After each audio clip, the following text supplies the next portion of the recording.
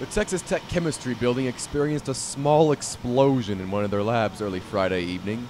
Battalion Chief Kelly Mormon of the Lubbock Fire Department says the explosion was due to a combination of chemicals, including nitric acid, which spilled shortly after 5 p.m.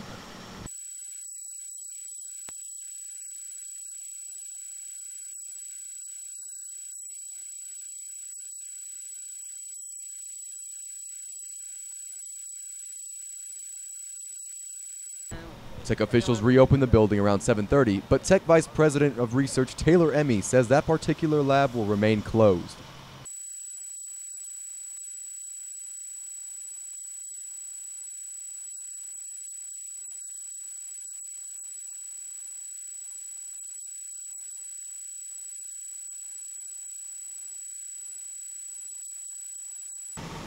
With the Daily Toreador, this is Andrew Nepsund, signing off.